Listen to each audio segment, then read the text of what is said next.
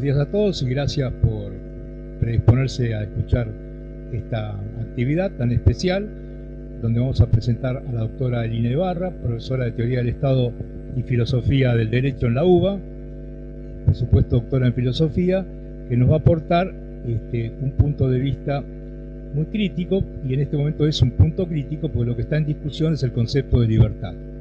Y obviamente ustedes, como estudiantes tradicionales de una carrera tan tradicional como es la carrera de Derecho, tienen una formación, entonces creemos importante que esta cuestión de la apropiación del concepto de libertad por un discurso que aparentemente es hegemónico sea contrarrestado por la versión original de lo que es el concepto de libertad de la visión anarquista en su sentido más puro. La tesis de la doctora Lina justamente recorre todas las tesis, tanto de las teorías políticas explicativas como normativas, para introducir la crítica anarquista de sus orígenes. Y en este sentido concluye obviamente con la visión kelseniana. Tengo que decir kelseniana porque tanto habla como economista de Keynes, entonces no me quiero confundir.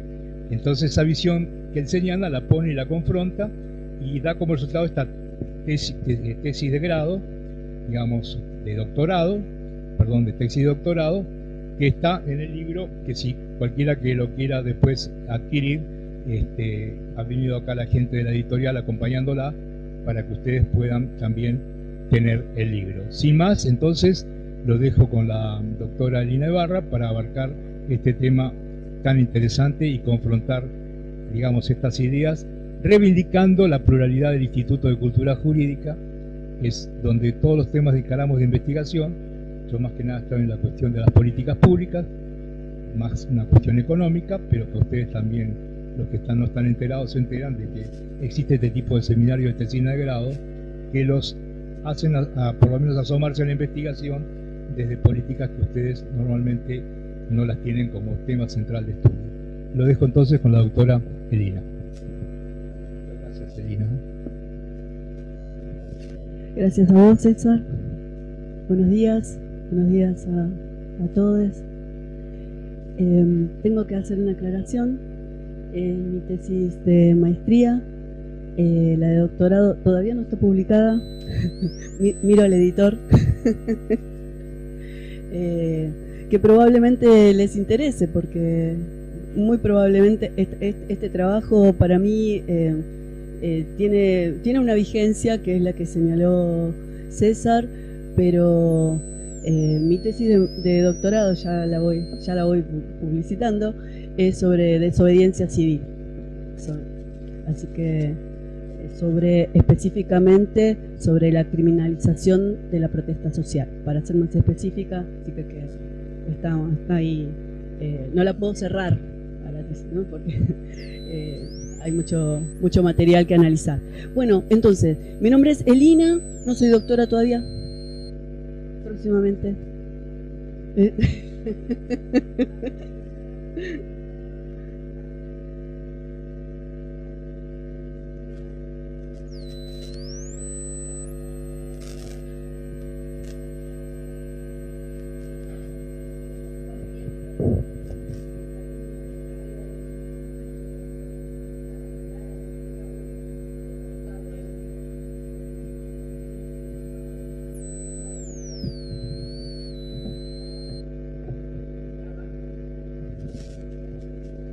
Sí, también hay una tradición de la gente de Derecho, yo soy graduada en Filosofía, de también llamarse doctor cuando se reciben de Derecho. Así que estoy un poco acostumbrada, pero igual vale la pena hacer la aclaración.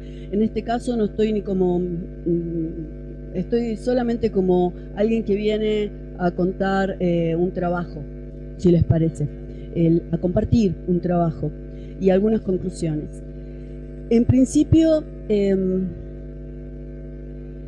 ya agradecí a Manuela y a César toda la preparación y a ustedes por la asistencia, por el interés, espero no defraudarlos.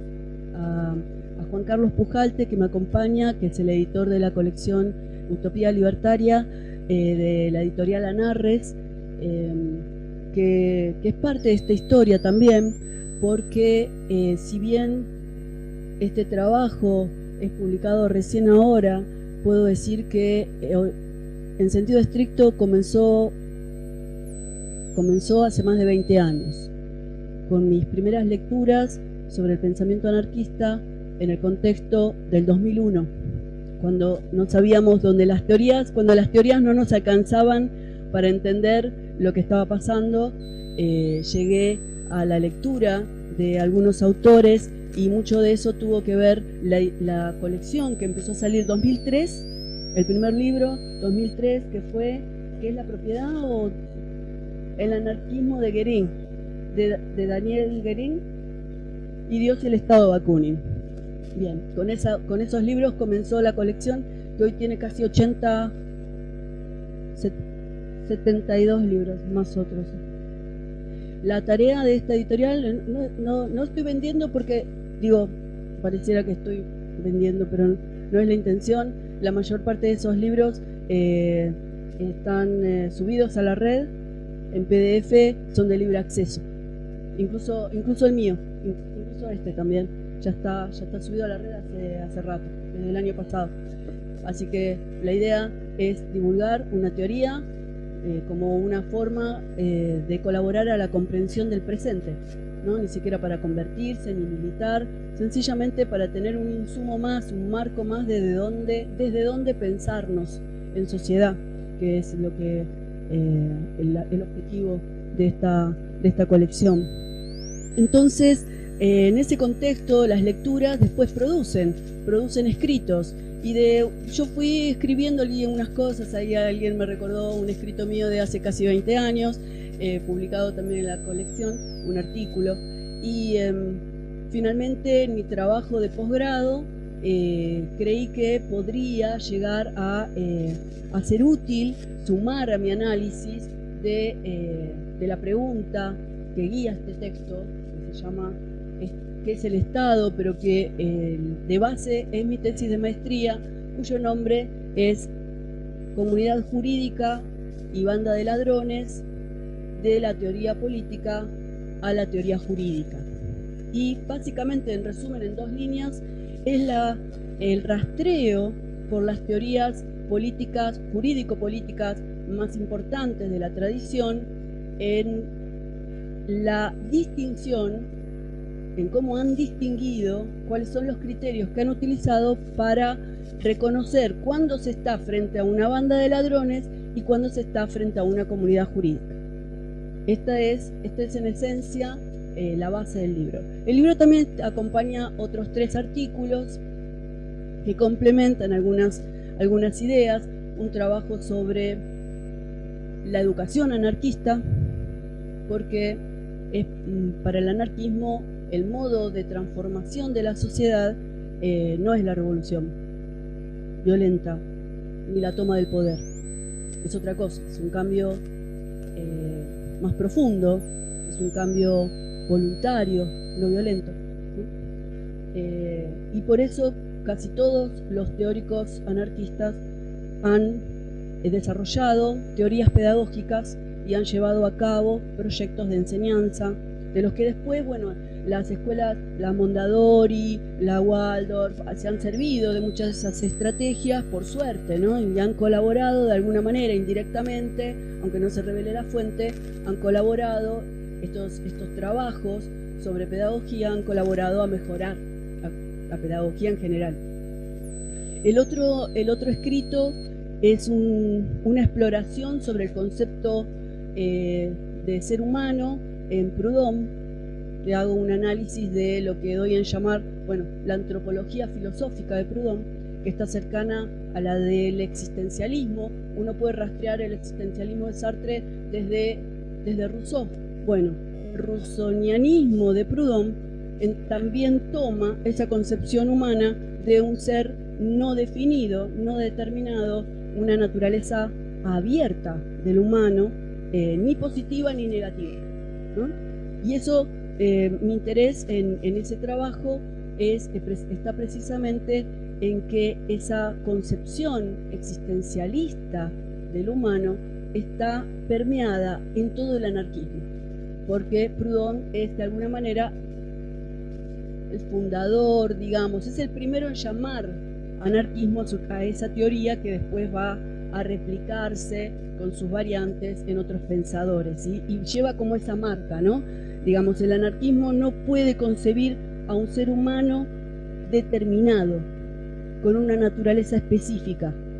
Precisamente esa negación que está en la palabra anarqué, que es el origen de la palabra anarquía, es la negación de todo dogma, es la negación de toda afirmación que sea válida para todo tiempo y espacio, es la negación de verdades absolutas, es la negación de fundamentos incuestionables para la dominación o de cualquier otro fundamento incuestionable, ¿sí? En esencia, por eso también me interesaba ese trabajo. Y el último trabajo, el último artículo, es quizá ahí mi director y corrector del libro suele decir que es quizás el trabajo más personal, el último, que se llama el anarquista perfecto. Porque bueno, mi tesis allí es que el anarquista, si se es anarquista, no se es perfeccionista. Se asume la imperfección por definición, porque la perfección es metafísica, es dogmática, ¿no? Entonces, bueno, y no voy a decir mucho más del libro, voy a entrar ya al tema de la tesis del texto, del primer texto, pero bueno, se completa allí un poco la idea del planteo donde la tesis termina. Por eso me interesa en este paseo por la escritura. Que dicho sea de paso, y sé que hay gente que está escribiendo sus trabajos de tesis y ustedes sé que tienen que escribir algo, permítanme como docente que soy, si me puedo definir de alguna manera, es eso, lo que he hecho la mayor parte de la vida, 50 años, 30 enseñando, así que no sé hacer otra cosa, creo, como pensando en dos capas, ¿no? No existe la escritura. La escritura siempre es reescritura. Reescritura. La única escritura así de una y de corrido es la de los parciales y exámenes escritos. Después el resto uno escribe, corrige, reescribe, corta, pega, copia, reescribe, ¿no? Y así estamos. Entonces, y es algo fuerte. Yo aprendí con esta producción que es como íntima, ¿no? Uno está pensamos en modo encapsulado, nos exponemos en escritura, nos reescribimos, nos releemos y después eso se vuelve público. Es fuerte, en serio. Gratificante también en la resonancia a veces, ¿no? Porque bueno, esta invitación resulta de que el profe me escuchó hacer una presentación en otro lugar y le pareció que esto podía llegar a ser interesante para ustedes. Vamos con el trabajo del libro. Entonces, ustedes se van a encontrar allí con un trabajo que tiene una pretensión analítica. Un primer capítulo metodológico donde yo aclaro que voy a construir modelos de análisis. Modelos de análisis de los que voy a extraer tipos de respuestas a la pregunta ¿qué diferencia a una comunidad jurídica de una banda de ladrones? Y esto tiene que ver precisamente con el modo en cómo yo llego a esta pregunta. Cursando mi maestría de Filosofía del Derecho con Ricardo Guibur, en una clase, viendo Kelsen se hace esta pregunta. En la segunda edición, en la edición del 60, porque saben ustedes que hay una edición en el 34, ¿sí? Luego hay una edición intermedia que nosotros la tenemos editada por Eudeva. Eso solamente existe en la Argentina, ¿saben, no? Porque Kelsen estaba dando una conferencia en Francia y había allí un argentino que se hizo amigo de Kelsen y le pidió esos apuntes de clase para publicar en Argentina porque todavía la segunda versión no estaba terminada. Entonces se dio los derechos Kelsen para que esa edición se hiciera en español, en castellano. La editó Eudeva, entonces en la Argentina tenemos 3, pero es solamente aquí. Es la que yo uso porque es la más didáctica, justamente es un Kelsen escribiendo para estudiantes, ¿no? Allí tampoco aparece. Aparece en la última edición, que está editada por Porrúa en la traducción de Bernengo, y señala precisamente el problema. Es un problema. Y ya voy a explicar más adelante por qué es un problema. Y cita a Agustín de Hipona, ¿sí? Si alguien lo quiere llamar santo, allá ustedes. Yo por lo que leí de su biografía no me atrevería tanto. La historia oficial dice otra cosa, pero la biografía suculenta, por lo pronto. Del siglo IV después de Cristo. Y allí dice Kelsen, bueno, esta distinción, la respuesta que da Agustín es insuficiente, porque responde, porque la diferencia está dada por el fin que persigue la violencia del que manda, ya sea de una banda de ladrones o de un Estado, en este caso un reino, ¿no? El Estado es un fenómeno moderno. ¿Cuál es la diferencia entre una amenaza de violencia y la otra? Bueno, el fin que persigue. Si persigue el fin de realizar el plan divino en la tierra, comunidad jurídica. Si sigue el fin de servir a los fines de los deseos carnales, materiales, de los intereses meramente humanos, banda de ladrones. ¿Sí? Dice Kelsen. Ustedes saben que el proyecto de la teoría pura es un proyecto científico.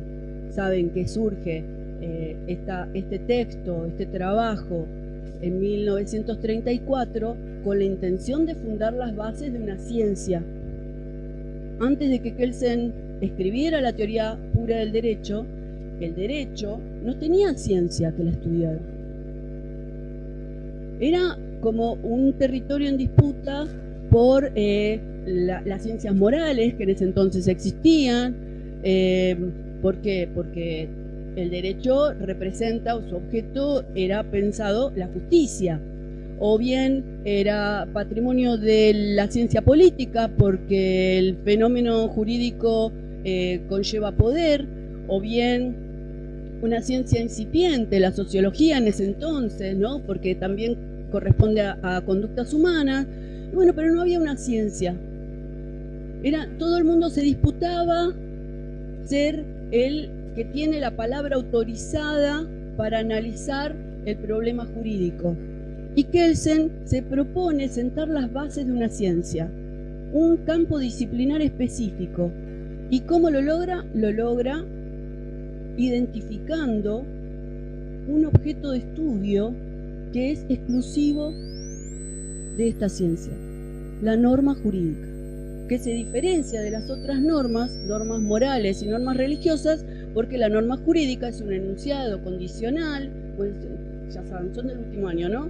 Disculpen, no es que yo piense que ustedes no lo saben. No, pero digo, no crean que lo subestimo, pero estoy como repasando. Es un enunciado condicional cuyo consecuente es la sanción. Y esto, las otras normas no lo tienen. Los enunciados imperativos de la religión son no matarás. No es el que matare a otro recibirá de 8 a 25 años de prisión. No hay órgano autorizado específico que aplique la sanción. La sanción en la moral es difusa. En la religión es trascendente, también inmanente puede ser, ¿no? Que te manden a construir una iglesia de castigo, comprar unos, no, digo esto que sí, hace unos siglos atrás, ¿no? Entonces, discúlpeme, se me nota batea, se me nota. Te juro que trato de, disculpen. es una deformación profesional. Entonces, allí Kelsen se propone sentar las bases de una ciencia. Y esto significa, dentro del marco que él adopta, ¿no?, el marco positivista, significa que no va a considerar como dato de conocimiento nada que no sea corroborable. Esto significa que se va a subordinar a las normas exclusivamente positivas, esto es, no las que están escritas solamente, sino las que existan en tiempo y espacio. ¿Sí? Una orden dada por un general es positiva porque existe en tiempo y espacio, a diferencia de los componentes del derecho natural. Entonces, por eso cuestiona a Agustín, porque Agustín está poniendo como fundamento de la distinción una instancia trascendente, es decir, la voluntad de Dios, que vaya a saber uno cuál es. Podemos decir la Biblia, pero todavía en el siglo IV no tenemos Biblia. La Biblia es un fenómeno del siglo VI, ¿sí? 6 más o menos. Las primeras Biblias aparecen en el siglo VI. Sí, o en el IV por lo menos se establecieron los 4 evangelios, ¿no? El Nuevo Testamento en el siglo IV, más o menos. Ahí se pusieron de acuerdo porque hay evangelios apócrifos, había más de 30 y tanto, bueno, el 4. Entonces, Kelsen rechaza la respuesta dada por Agustín porque Agustín propone como instancia, criterio de distinción, la voluntad de un ser inaccesible científicamente, inaccesible racionalmente, ¿no? Nada más alejado de un proyecto positivista de sentar las bases de una ciencia. Y ahí ese argumento a mí me resultó familiar, tenía una resonancia, pero esta tensión, comunidad jurídica, banda de ladrones, ¿dónde la vi? Nada, la vi en Locke, segundo ensayo sobre el gobierno civil. No, si un asaltante me detiene, no solamente está atentando contra la materia, está atentando también contra mi vida, entonces yo tengo derecho, como estoy en estado de naturaleza, a ser juez en causa propia, y entonces puedo también poner en riesgo su vida, es decir, atentar también contra él en beneficio o defensa de la mía. Ahora, claro, pero Locke le está contestando a Hobbes. ¿Qué pasa con Hobbes? Bueno, y Hobbes, esto también está antes, está en Maquiavelo, y está en la República, y está en Rousseau, y están los anarquistas. Dije, listo, ya está, hay que escribir sobre esto. Primero fue un artículo, ¿no?, breve, y después, bueno, se transformó en este trabajo. La primera dificultad es elegir qué tipo de orden darle a este análisis. Orden cronológico, bueno, ustedes se van a encontrar con un orden cronológico, pero no es el eje. El eje son estos modelos de análisis que yo diseñé, pero no fui muy original, ya van a ver el modelo normativo, que utiliza enunciados prescriptivos, es decir, hay teorías que prescriben y hay teorías que describen, y esta es la primera distinción. Y luego hay teorías críticas. Entonces dije, ya está, acá tengo mis 3 grandes modelos de análisis. Ahora, al interior de cada uno de estos modelos, dentro del modelo normativo, podemos distinguir el esencialismo filosófico de Platón, que se expresa en la discusión entre Trasímaco y Sócrates en torno a el problema de justo de la República, primer libro. ¿Se acuerdan de esa discusión? República, primer libro. Bueno, es una buena lectura para el fin de largo. No, porque la visión de Trasímaco, esa discusión es citada por muchos autores, es breve. Saben, República es uno de los textos más extensos de Platón, y fue escrito, se supone, a lo largo de más de 20 años. Se supone que el primer libro, porque nosotros hablamos de capítulos, pero los griegos llamaban libro a cada rollo, ¿sí? Entonces cuando se llaman libros, no decir capítulos, pero no es que son, bueno, no importa.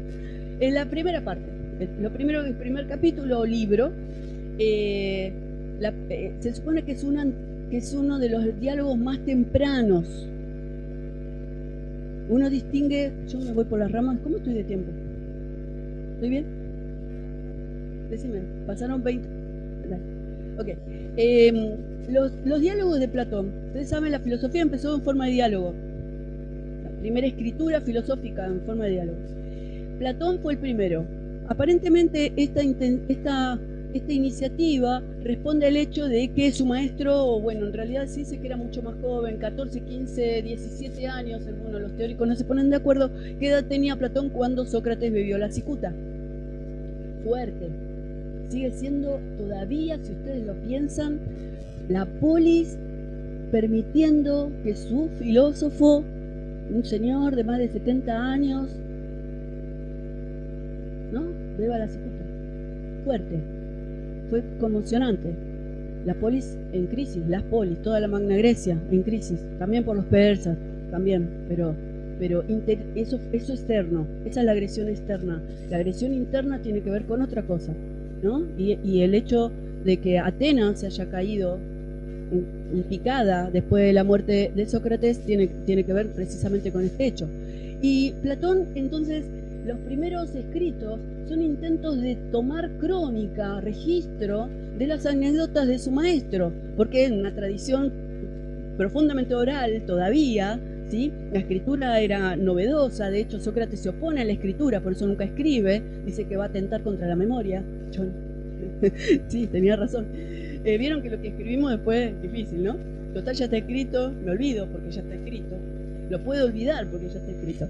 Entonces, los primeros diálogos son los más socráticos, son breves, son intensos, está la mayéutica, esta charla irónica, provocativa, entusiasta. Bueno, esa es la charla que tiene Sócrates con Trasímaco. Sócrates está preguntando, le pregunta al dueño de casa, ya ahora no me acuerdo cómo se llamaba, el papá de Agastón, bueno, no me acuerdo. ¿Cómo se llamaba? Está hablando con uno y le pregunta sobre la justicia. Y este señor le responde, bueno, yo estoy muy grande ya para estas cosas. Y Sócrates le dice algo maravilloso que habría que tenerlo en cuenta, más presente de lo que uno debe. Le dice Sócrates, si los buenos no se dedican a la política, es decir, a los asuntos de la polis, ¿sí?, entonces ¿quién lo hará? Una pregunta, ¿no?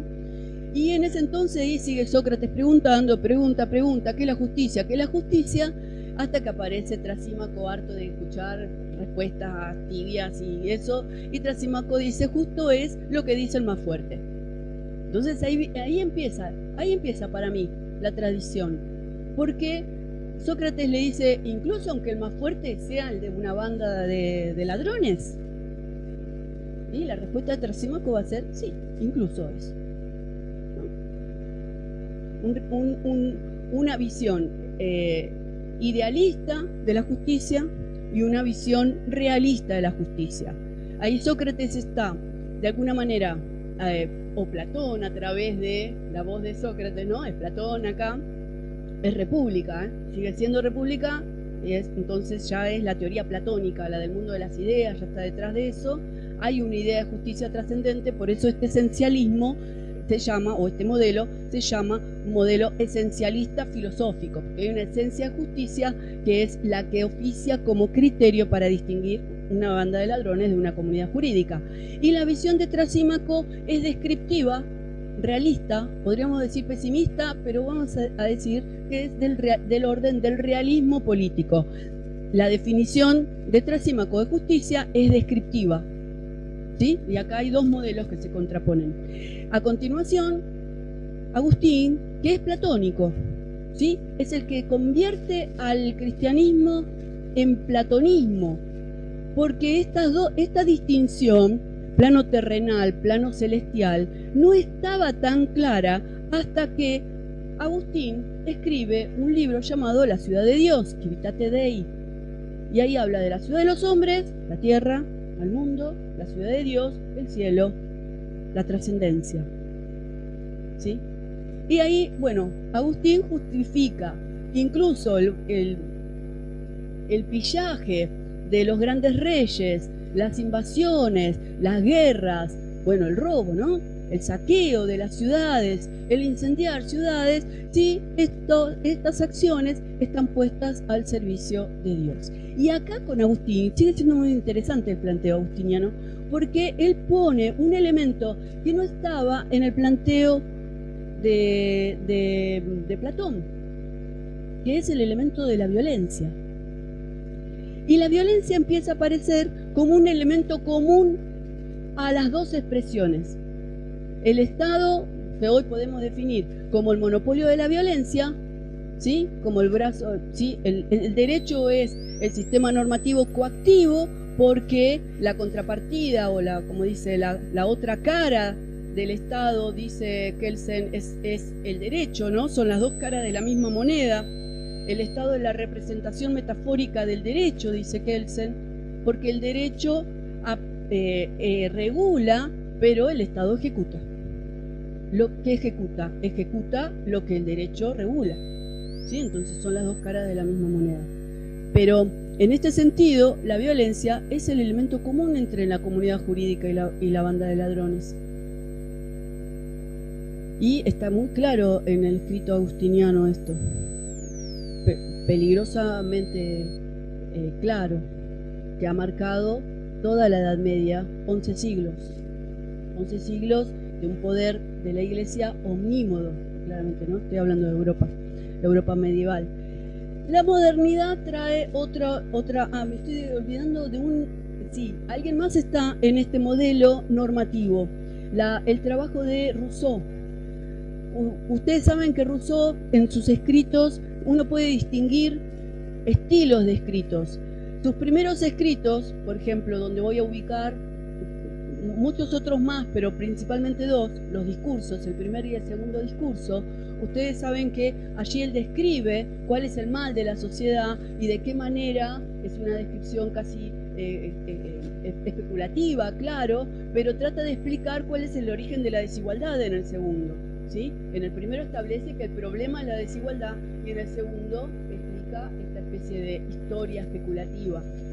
Y estos trabajos son descriptivos, son de diagnóstico, son explicativos de un estado presente desigual, pero su trabajo programático, es decir, prescriptivo, normativo, es el contrato social que funcionó, de hecho, durante la Revolución Francesa casi como un manual de instrucciones, ¿sí? De cuáles son las condiciones en las que la República tiene que darse. Saben ustedes que es un pensador que podríamos definir un pensador antiestado, porque él en realidad lo que propone tiene que ver con está inspirado en la antigüedad, está inspirado en el federalismo de las polis. Las polis eran pequeñas unidades autónomas, ¿sí? Autónomas, no había un estado griego, no había un rey griego, ¿sí? En todo caso, cada polis tenía más aristocrática, más monárquica, más democrática, pero tenía poder en sí mismo. Y la Magna Grecia era una confederación de más de 80 polis de toda la costa mediterránea y alguna de las islas de por allí.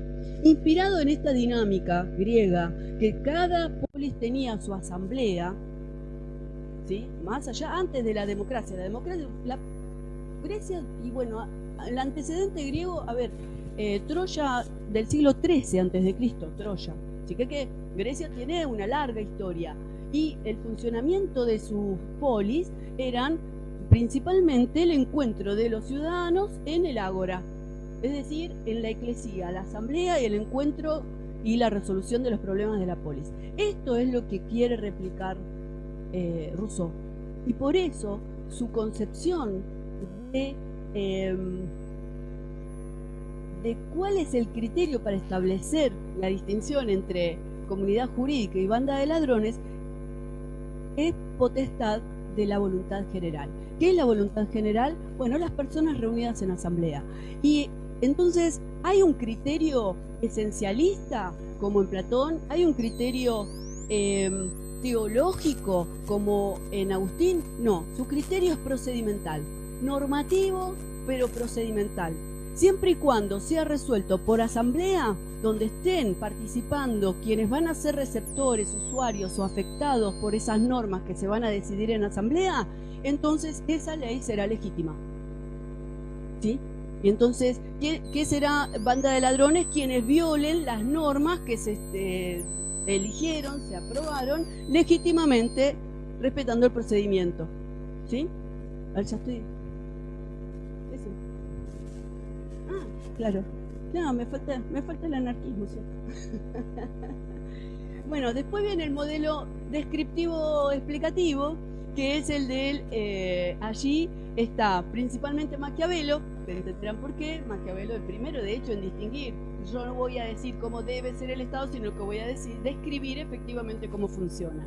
Luego está la propuesta jovesiana, que más allá de que su texto no es exclusivamente descriptivista, hay algunas afirmaciones normativas, prima en gran medida una descripción que yo doy en llamar anancástica. Hay un tipo de enunciado que tiene que ver, yo sé que van a entender con el ejemplo, que está en relación con el fin buscado. Si yo quiero hacer una torta, entonces necesito estos ingredientes, tal cosa, tal cosa. Bueno, es un poco el razonamiento jovesiano. Si queremos vivir en paz, entonces tenemos que renunciar o limitar nuestra libertad, ¿sí? Y entonces, en definitiva, tenemos que obedecer, ceder nuestra libertad al soberano. Esa estructura. Ahora, en el estado de naturaleza no hay banda de ladrones porque no hay comunidad jurídica. El problema viene después. ¿Qué será una banda de ladrones? Aquella que vaya en contra de la voluntad del soberano. En ese sentido es bastante sencillo. Luego ya tenemos modelo normativista, explicativista, y el modelo crítico. La teoría crítica. ¿Saben ustedes lo que es la crítica? Sentido filosófico de crítica. Diferente al sentido, a veces es difícil diferenciar esto, porque es una palabra muy, muy utilizada, pero viene del griego, un verbo griego que es crino, y el verbo significa distinguir. Se usaba, bueno, los verbos de procesos mentales, casi todos tienen un origen cotidiano, ¿no? De la antigüedad. Y en este caso viene de una acción agrícola, que es la de mover un tamiz para que las semillas se puedan dispersar y yo pueda reconocerlas, cuáles son las para los animales, cuáles son para la harina, cuáles son para volver a sembrar. Juez en griego se dice krites y viene de este verbo, crino. El que decide, aquel que juzga, es aquel que puede distinguir de acuerdo a criterio y tomar una resolución. ¿Sí? No es un verbo negativo. ¿Por qué estoy diciendo esto? Porque me meto con la etimología otra vez, a pesar de que tengo poco tiempo. Porque sirve para descomprimir. Cuando hablamos de teoría crítica, no estamos hablando de la crítica que dice mi mamá, que la vecina es crítica a todo el mundo. No estamos hablando de ese sentido de crítica. Acá la crítica tiene que ver con algo más profundo, con un conocimiento, o mejor dicho, con un modo de análisis. El modo de análisis de la crítica es la de develar cuáles son los supuestos no evidenciados de una teoría, cuáles son los fundamentos no explícitos. La crítica viene a correr el telón, la metáfora, si me la permiten, a correr el telón que muestre los hilos de las marionetas. Entonces me decía, por esto es. Comienza con Kant, con las tres críticas, pero él las aplica a la racionalidad humana. Continúa con Marx, que las aplica a la historia.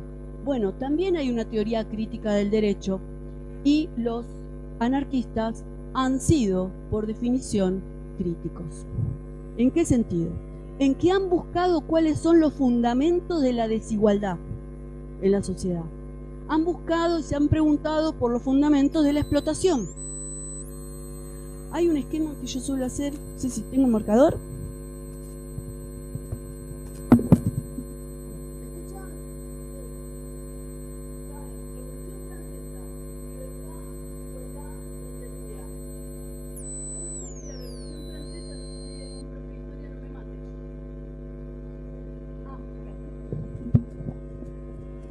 Saben ustedes que la Revolución Francesa, yo voy a decir fracasó, permítanme que sea como una opinión personal, ¿no?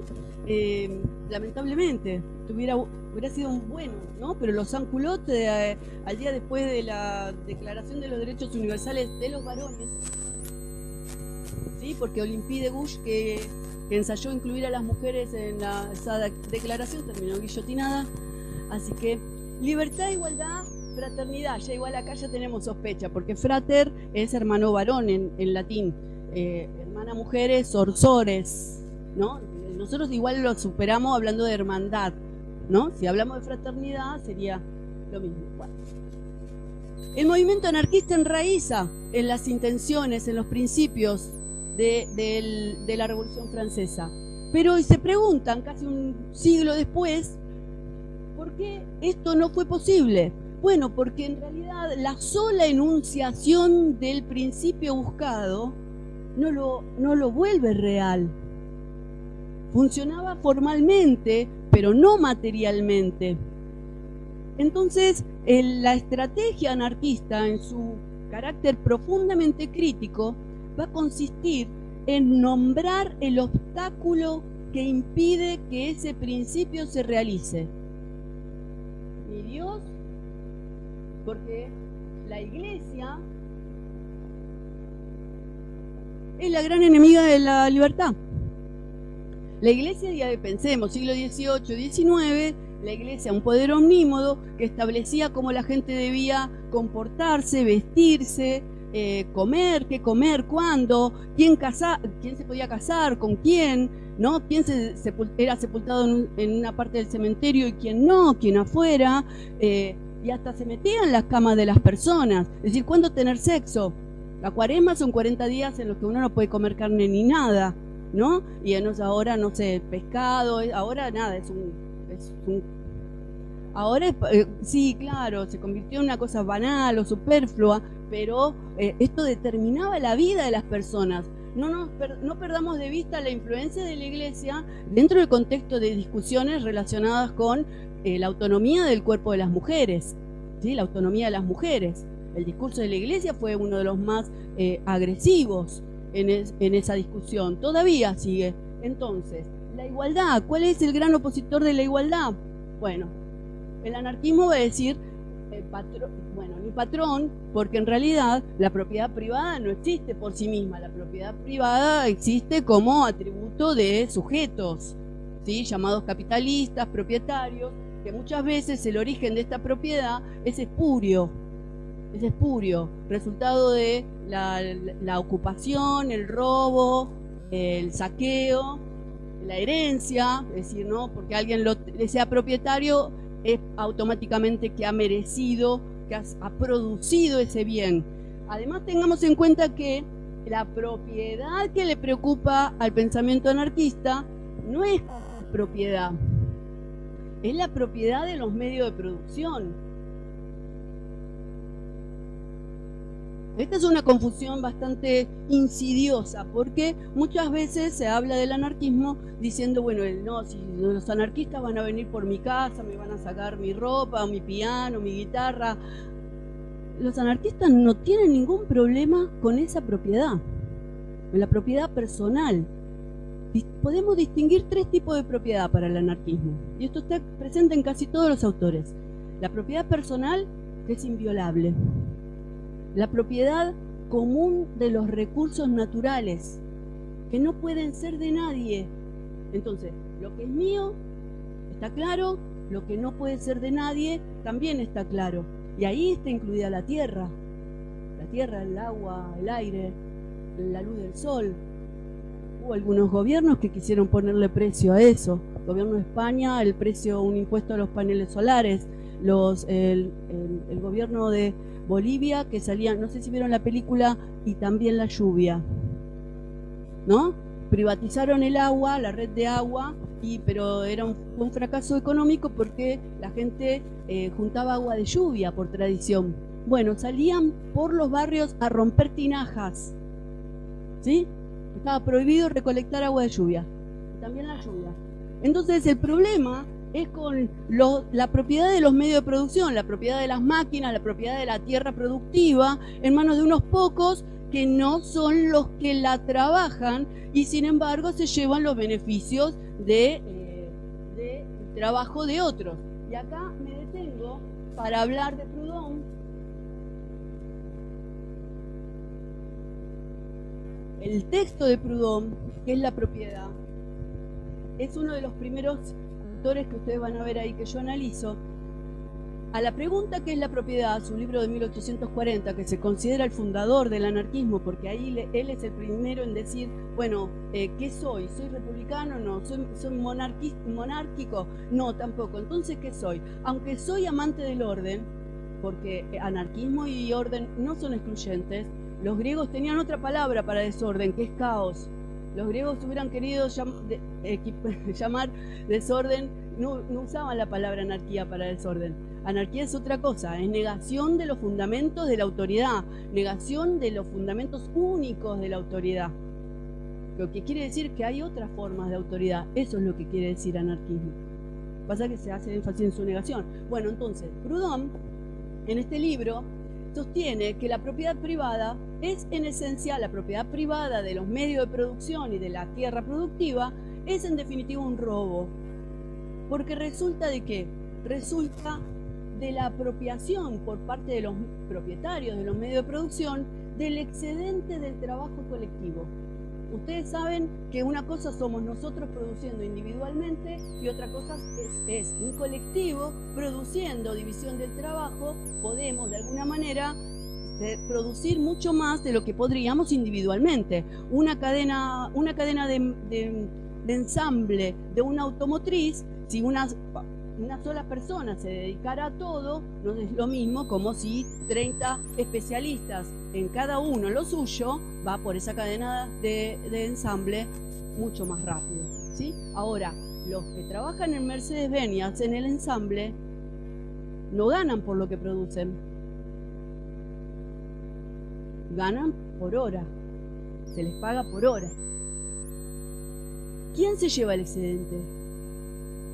¿Quién no está en la cadena de ensamble? ¿Quién la ha heredado? ¿Quién la ha ganado? No es especulación o lo que sea, cualquiera sea su origen. Cualquiera sea su origen, y aunque sea un origen legítimo, ¿sí?, no es dueño del excedente de producción de ese colectivo. Sin embargo, es el que se lo lleva. Entonces, por eso Proudhon obviamente no va a distinguir entre una comunidad jurídica y una banda de ladrones, porque el Estado aparece al legitimar derecho de propiedad sobre los medios de producción y además al sostener derechos del trabajo que regulan los contratos. Yo te contrato a vos, la contrato a ella, lo contrato a él, pero no contrato al colectivo. Pues si contrato al colectivo, le tengo que pagar el excedente, ¿sí? Entonces, de alguna manera, este esquema de expoliación de la producción colectiva es sostenida y legitimada por el Estado. Por lo tanto, el Estado es un partícipe necesario en este robo, ¿sí? Fraternidad, ni Dios ni patrón ni Estado. Acá aparece nuevamente nombrado el obstáculo para la realización de estos principios. ¿Y qué forma tiene el Estado? Bueno, el Estado tiene derecho. El derecho es la institución del Estado que ordena, es un principio de economía de la violencia. Hay otros anarquistas en el texto, pero bueno, por ahí lo dejo para las preguntas o algunos otro caso. Lo que sí, en este sentido, la crítica al derecho va a venir más específicamente, no está en Proudhon, pero sí está en Kropotkin. Kropotkin, que escribió tempranamente un análisis sobre las prisiones en el siglo XIX, un texto que se llama Las prisiones. Si les interesa pueden buscarlo, está en PDF en la red, se accede fácilmente. Creo que de 1890, Las prisiones. 90, sí, no sé exactamente qué año, pero es de esa década, es anterior. Sí, él estuvo preso mucho tiempo y en muchos lados por el solo hecho de ser anarquista, ¿no? Porque en el siglo XIX estaba prohibido. Incluso estaba prohibida la palabra anarquía, anarquista, después de los hechos de la Comuna de París de 1871. Y entonces ahí es una de las razones también por las que el anarquismo adopta el nombre de libertario. también para distinguirse del socialismo autoritario, que era el socialismo marxista para ellos, ¿no? Entonces se llamaban socialistas libertarios, es otro modo de llamar al anarquismo. Digo esto y esta palabra viene de Libertaire, ¿no? El diario de Jacques, no me acuerdo cómo se llamaba el...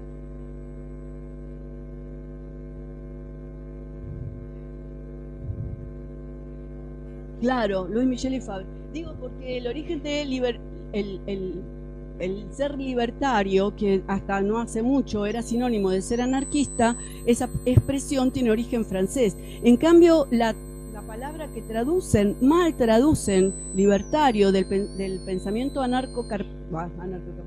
me traiciono a mí misma, del neoliberalismo, del ultracapitalismo, no hay que llamarlo así, a este modelo económico vigente hoy, no deberían ser libertario porque la palabra es de origen inglés y es libertarian. Entonces debería ser libertariano en todo caso, pero definen la libertad, esto para que no traicionar que tu presentación, porque él me invitó por eso y yo hablé de otras cosas, creo, un poco rodeé el tema.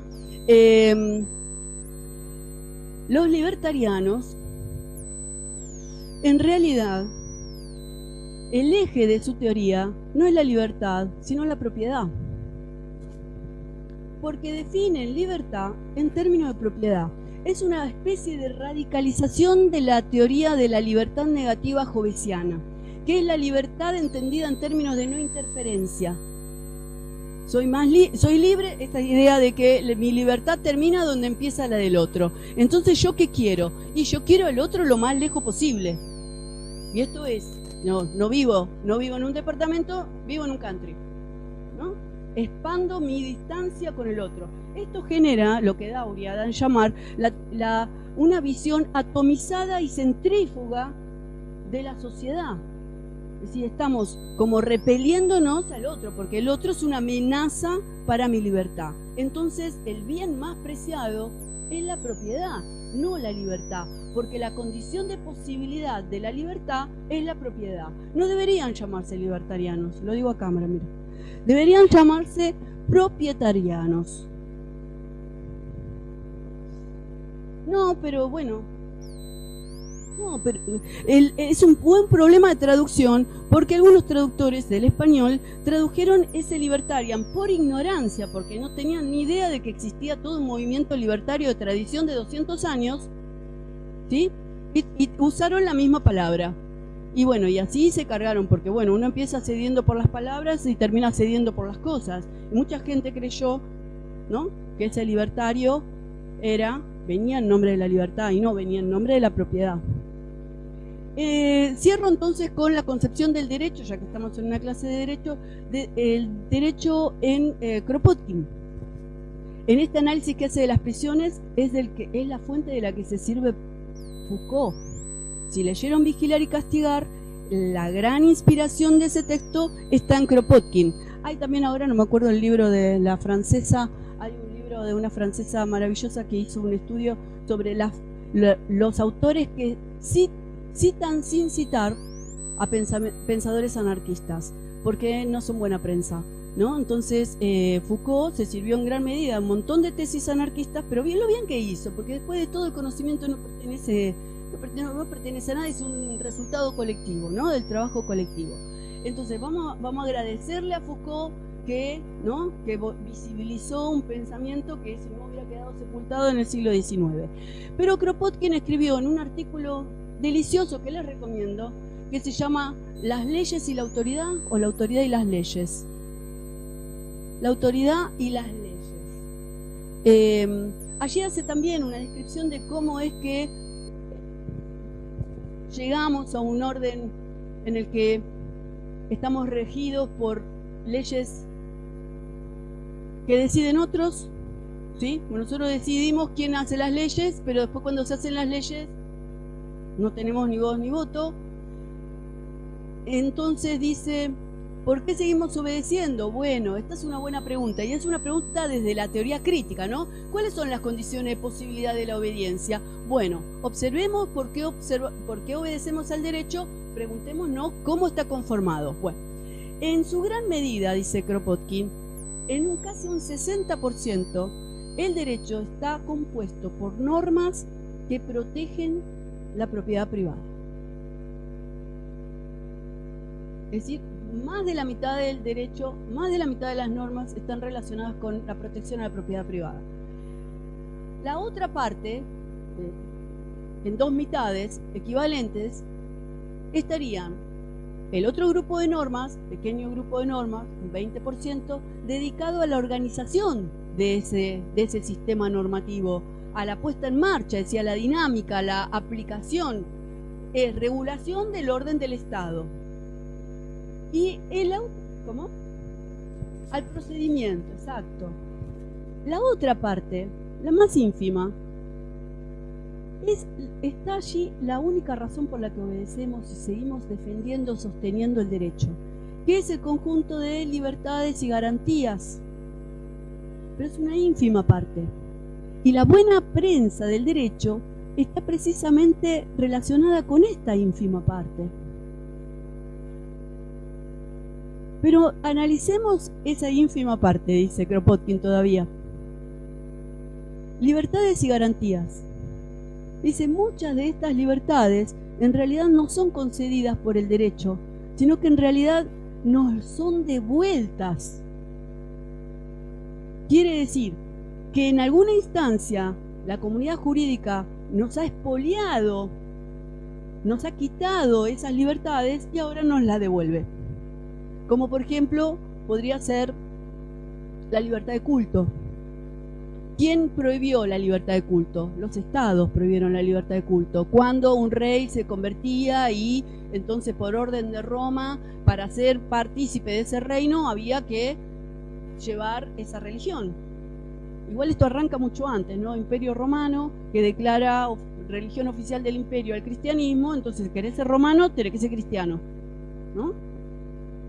Ahí comienza la sustracción de esta libertad.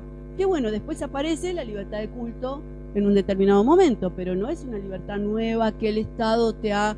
es un reconocimiento y una devolución. Como por ejemplo, y ahora se me ocurre, la ley de matrimonio igualitario. Cuando se crea la ley de matrimonio, de alguna manera queda inhabilitado legalmente, ¿no? Legalmente las uniones, de hecho, bueno, eso es otra cosa, legalmente queda inhabilitado una unión que no sea de hombre y de mujer. Cuando aparece la ley de matrimonio igualitario, de alguna manera nos estarían devolviendo una libertad que nos habían quitado antes. Terminé con la libertad, no me digas. No, por favor. Gracias a ustedes.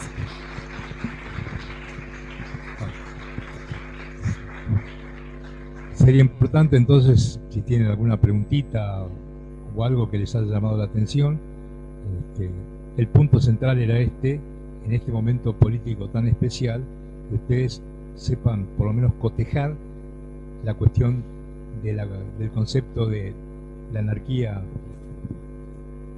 como se la denomina oficialmente, anarcocapitalista, y otra cosa, las ideas originales, constitutivas de lo que fue el anarquismo, que tiene una vieja historia.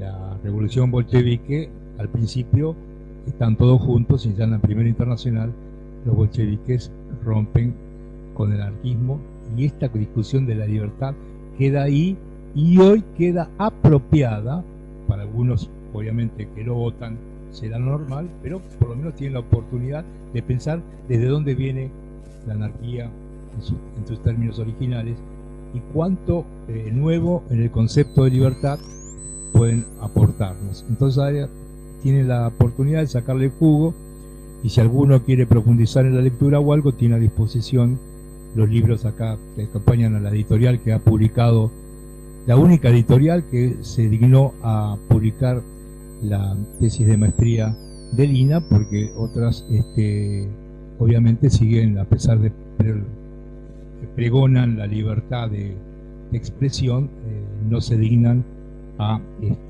publicar una tesis de este tipo. Y por otro lado, aparte las tienen a disposición en PDF para los que están estudiando o algo quieran profundizar en estas cosas. Bueno, no sé, las preguntas, ¿había alguna por aquí?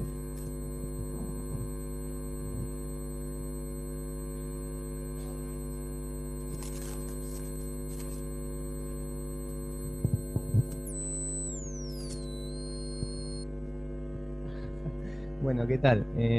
No, primero, a ver cómo lo ordeno un poco. Vos decías que hacías referencia a que los primeros antecedentes de norma escrita tenían una estructuración más generalizada en cuanto a esto bueno, no matarás. Y cómo eso fue, hacías referencia, evoluciona, cómo fue modificándose. Y cómo hasta los años 30 no había, hasta 1930 no había una noción de una ciencia jurídica hasta que Kelsen plantea la teoría pura. Y en eso yo me hago una pregunta, digo, ni bien ya existían teorías filosóficas sobre, existían en realidad teorías filosóficas sobre la funcionalidad de la pena. Incluso hasta Kant ya planteaba desde mucho antes rediscutir la funcionalidad de la pena, la finalidad, en realidad una cuestión de finalidad. ¿Y cómo se contrapone? Yo veo que se contrapone esta idea de discutir la finalidad de la pena con plantearla como un precepto general. Plantear que la pena es un precepto general, mágico incluso, de origen mágico. Y como en el 30, en la contraparte de lo que era la teoría pura, al no existir o el derecho no estar estructurado como una ciencia, no incorporaba debates filosóficos respecto a esto, ¿para qué la pena? Entonces, al no existir eso, la noción con la que Kelsen aplica, o yo entiendo eso, aplica el análisis de la palabra legal, es una noción que termina abonando a esa quizá noción cristiana o mágica de para qué funciona la pena. Y ahí va mi pregunta. ¿Considerás que en la enseñanza del derecho, a como está planteada hoy en día, desde la academia en general, con esto de reforzar a Kelsen como la imagen del padre del derecho, porque hoy en día vos preguntás a cualquier estudiante de derecho y siempre el doctrinario que van a recordar va a ser Kelsen. Cualquier estudiante de derecho que pasa por la facultad recuerda a Kelsen.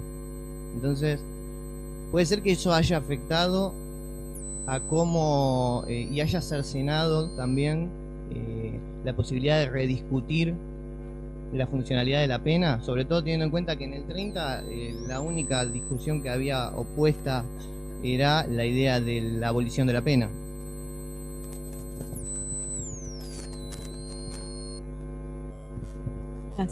Gracias por tu pregunta. Bueno, yo casi no expuse Kelsen. En realidad el nudo de la tesis, pero en principio, que Kelsen haya sentado las bases de la disciplina científica, identificando un objeto de estudio y por lo tanto de esa manera excluyendo la pretensión de otras disciplinas de apropiarse del objeto de estudio del derecho, eso sí es mérito kelseniano. Un alto precio, porque efectivamente la especificidad del derecho está en la sanción, y eso hace que Kelsen conciba el derecho sencillamente como, y no solamente sencillo, todo lo que conlleva, como un sistema de normas coactivo, y la coacción es su marca de existencia. Entiendo que esta descripción, vamos a decir, ¿no? Porque él pretende describir, teoría pura es, yo describo el objeto, no digo cómo el derecho debe ser, digo cómo efectivamente es, ¿sí? Desde el código de Hammurabi que existe, porque él rastrea, ¿no? Justamente va rastreando lo jurídico y esta especificidad es la explicitación de la sanción o la asignación de un órgano que aplique sanción. Eso es la marca que intentó cuestionar Hart cuando le dice, bueno, no, el derecho no está compuesto exclusivamente por normas que tienen sanción. Hay normas administrativas, organizativas, procedimentales, que no incluyen sanción. Bueno, sí, pero dice Kelsen, le responde a Hart, ¿no?, que es su discípulo, le dice, bueno, pero en realidad esas normas procedimentales están en función de la finalidad coactiva del derecho. En alguna discusión, que también está en el texto, digo esto porque a colación de esto viene, Kelsen leyó a Bakunin y publicó un artículo que lleva casi el mismo nombre del libro de Bakunin. El de Bakunin se llama, a ver, corregime porque yo siempre, mi dislexia me va a hacer decirlo al revés. Bakunin llamó Dios y el Estado. Y Kelsen publica un texto que se llama Dios y Estado. Y cita a Bakunin. Y reconoce que el modo de análisis, que es la crítica del anarquismo, el método de análisis es comparable, equivalente al del positivismo. Un reconocimiento muy notorio, ¿no? Ahora dice, metodológicamente procedemos igual y llegamos a la misma conclusión. Estado y derecho son la misma cosa. Ahora dice, me diferencio de las consecuencias que se extraen de esta afirmación, ¿no? Digamos, el pars destruens es esta primera parte. Lo analizo, lo descompongo, par destruens, ¿no? Lo deconstruyo.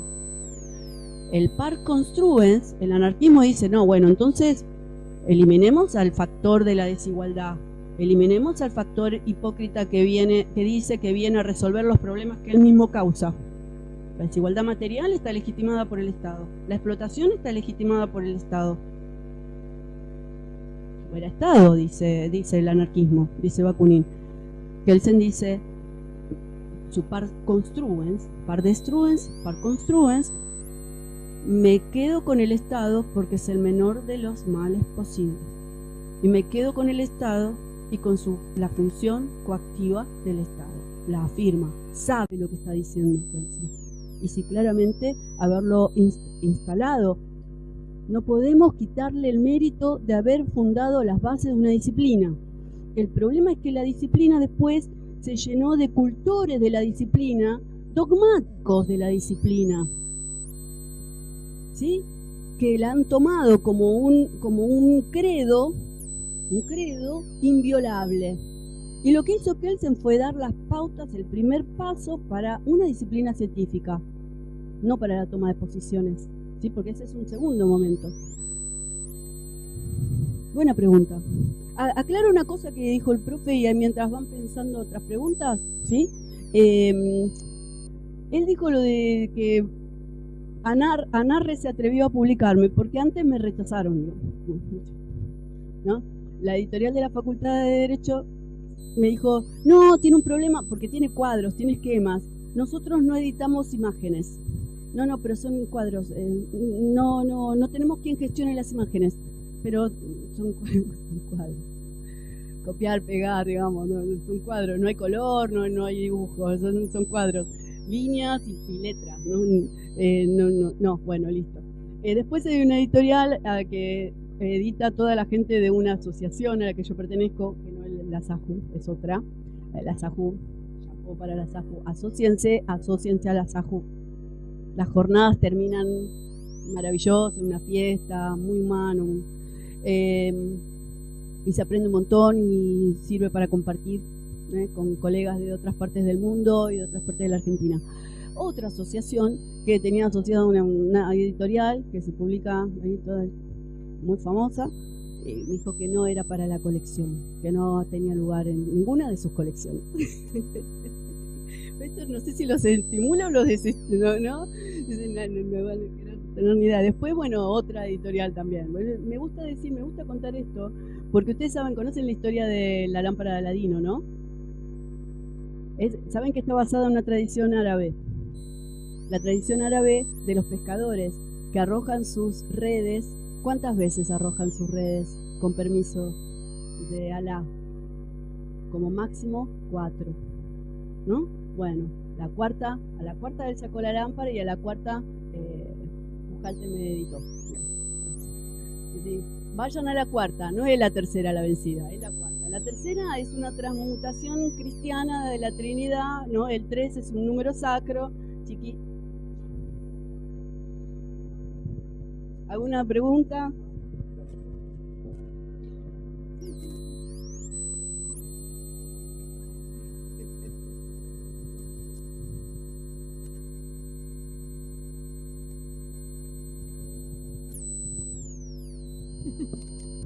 No, la pregunta era, ¿cómo así? Bueno, la pregunta era si una vez que desaparece el Estado, ¿quién resuelve los conflictos entre las personas? ¿No? Que bueno, van a ser iguales, no van a tener su propiedad personal, pero si surge un conflicto entre las personas, ¿quién lo resuelve? ¿Quién lo resuelve?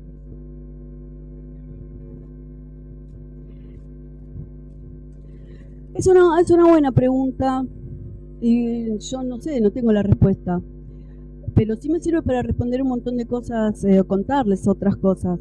El anarquismo no es utópico. No es utópico porque no es dogmático. La utopía es dogmática. La utopía es una proyección de un bien del presente, considerado bien en el presente, puesto al futuro. Y eso los anarquistas, dice Proudhon, yo no sé qué es lo que va a pasar el día después de que algo cambie. Y después, a lo largo del tiempo, pensemos además en una visión de la revolución del siglo XIX que estaba atada a una filosofía de la historia donde el cambio era inminente, no se sabía cuándo, pero que en algún momento iba a acceder, ¿no? Bueno, eso no está en los anarquistas, porque no hay metafísica.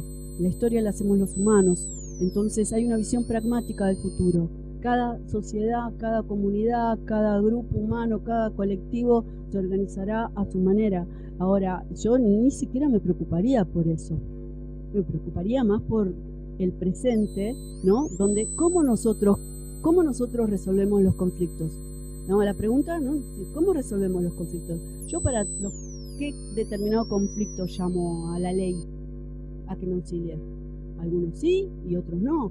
Hay muchos conflictos que se resuelven de muchas maneras, muchas otras maneras que no sean exclusivamente a través del derecho. Y tu pregunta de alguna manera está enlazada con la pregunta que me hizo él antes, ¿no? Yo ni siquiera, bueno, no sé.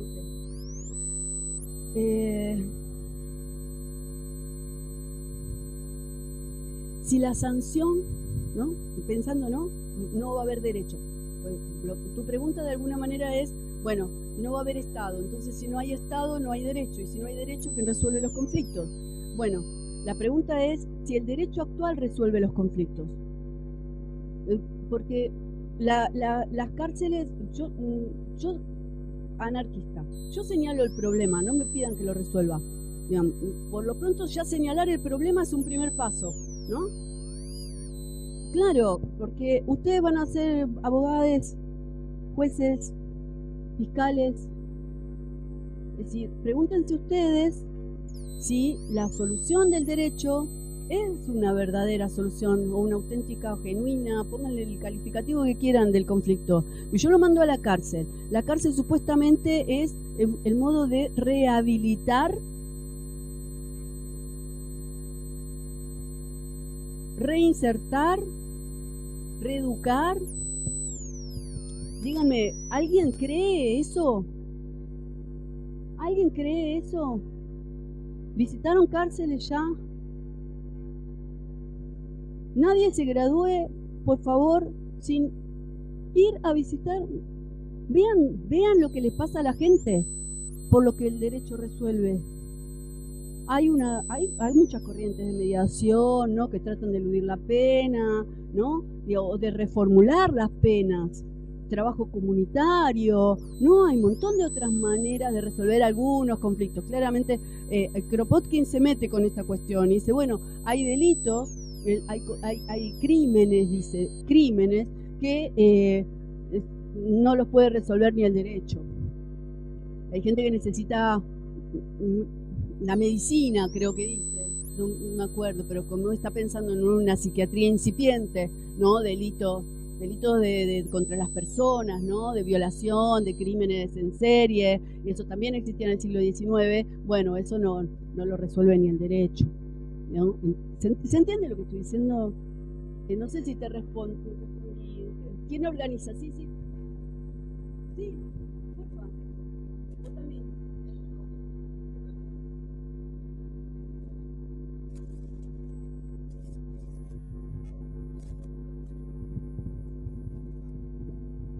La idea de la contrahegemonía. Se ha establecido que la palabra crítica ya no significa desentrañar, sino que significa la contrahegemonía, que no necesariamente es crítica a veces. A veces es la instauración de otra hegemonía o de múltiples hegemonías. Entonces siento que un poco el espíritu del pensamiento anarquista tiene que ver con eso, con poder desentrañar primero y cuestionar, y después, bueno, depende del sistema de estructuración que se elija en un estado determinado, si el estado existe o no existe, ahí se ve cómo se resuelve, pero como un primer acercamiento es la verdadera idea crítica, entiendo. Y más allá de que yo no.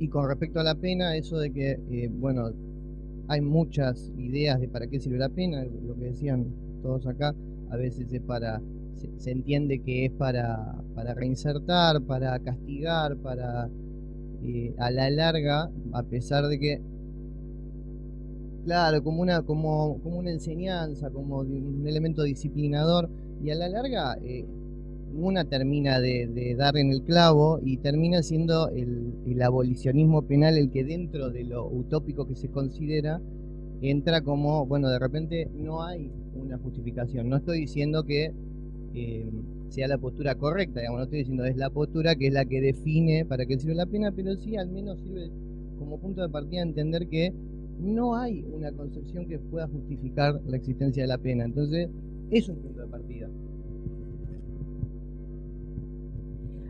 Uno de los aspectos, a ver, yo he estudiado mucho Kelsen, ¿no?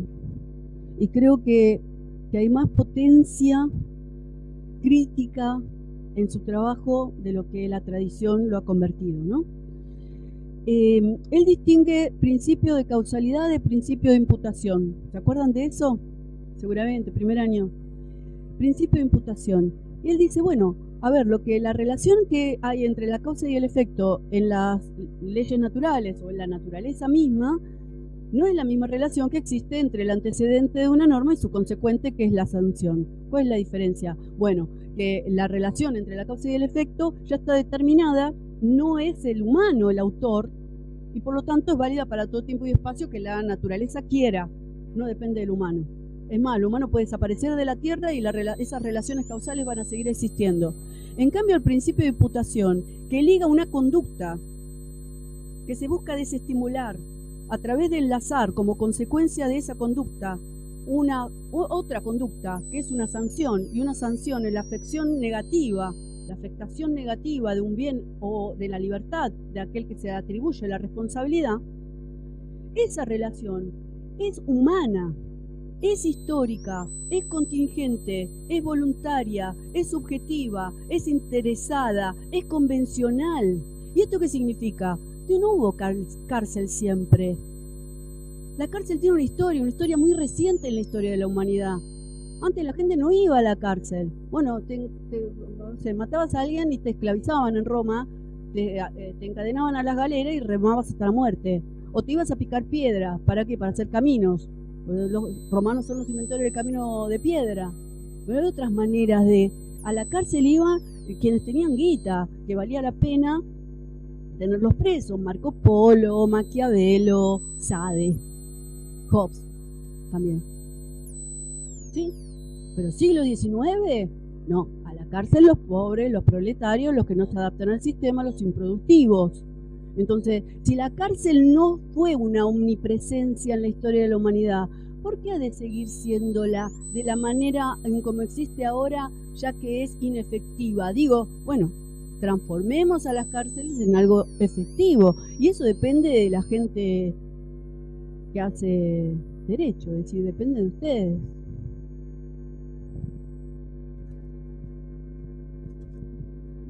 No. Mi pregunta era si es verdad que el derecho no resuelve el problema de las cárceles, pero si no hubiera cárceles, ¿no?, que apartaran a las personas que hacen daño a otras de las que no hacen daño, ¿qué pasaría?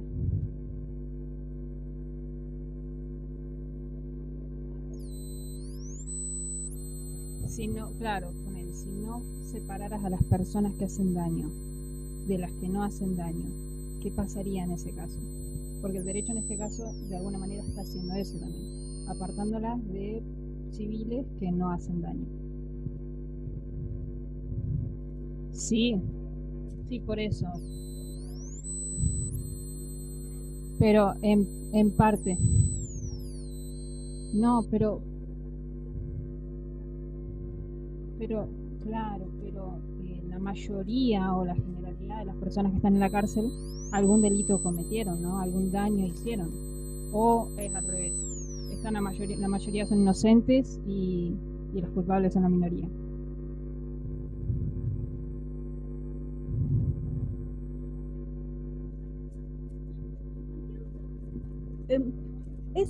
Es un buen planteo, es un buen planteo. A mí tranquila, no me incomoda para nada. De todos modos, digamos, yo no tengo todas las respuestas, pero sí tengo por ahí más preguntas. Es decir, ¿no hay otro modo? Porque no es, bueno, nada, abran las cárceles y salgan todos ya. No, ni yo ni ningún, no sé si algún anarquista por ahí lo pudo haber dicho, algún anarquista, no lo sé. Pero no es la idea. La idea es, en todo caso, si a ustedes les inquieta el qué es lo que sucede en lo que Foucault llama la materialización de la norma, ¿no? Cuando la norma se hace cuerpo, donde la norma impacta, donde la aplicación de la norma impacta, digamos, deberían ustedes preguntarse si ese es el fin buscado. Solo eso. Y si la respuesta es no, bueno, entonces ustedes como especialistas y profesionales de las normas, quizás encontrar márgenes no, porque las normas son enunciados indeterminados. Las normas están enunciadas en un alto grado de abstracción y de generalidad, que tienen márgenes de mínima y de máxima, en los que uno puede, quizá, tomar otro tipo de decisiones. Entonces, en función del conocimiento de cuál es la finalidad, cómo se va a expresar en los cuerpos las acciones que ustedes lleven adelante, bueno, entonces jugar con ese marco de discrecionalidad se me ocurre, pero si no es un problema, no es un problema. Pero si es un problema y ustedes son especialistas en la materia, a ustedes les corresponde encontrar estrategias de resolución de conflictos que no estigmaticen y que no de alguna manera destinen al descarte, empujen al margen, ¿no? A todos por igual. Es eso. Porque pasa que en la cárcel hay de todo. Desde gente inocente que está allí esperando que se resuelva, incluso, ¿no? Hasta gente condenada por cosas terribles. Entonces, no es todo o nada. Yo vivo en el universo de la duda. Me preguntó César cómo quería que me presentara. Yo le dije, mira, poné filósofa. Estoy graduada en filosofía. Me voy a hacer cargo. La filosofía, como modo de la pregunta crítica, el cuestionamiento permanente, es más el lugar de la pregunta que de la respuesta. Es más el lugar de la inquietud, la incomodidad, la duda, la incertidumbre que las soluciones. No es un lugar feliz. Me siento incómoda yo señalando el problema y se siente incómodo aquel que es señalado como parte del problema. Entonces, bienvenido sea. Bienvenida sea esta incomodidad y esta duda y titubeo. ¿Puedes decir? Sí. Cerrar, porque si no nos vamos a quedar sin público, porque todo tiene su tiempo y las personas que están estudiando tienen su tiempo para dedicarle a esta materia. Bárbaro, te pueden escribir. Muchísimas gracias, Elina, por haber venido y también un aplauso. Se lo súper merece. Y bueno, también agradecer a César Andreu como integrante del instituto que me haya solicitado esta presencia y cómo lo interesante es que puedan ver ustedes otros discursos, como dijimos al principio, y también que los enseñen a argumentar. Qué bueno eso, porque el preguntarnos y repreguntarnos y mostrarnos en qué medida somos parte también del problema que nos está aquejando, nos puede conducir a mayor compromiso, no significa mayor solución. Nos vemos el martes que viene y hacemos un trabajito práctico con las lecturas y quiero que incluyan algo de lo que escucharon hoy. Muchas gracias, Elina.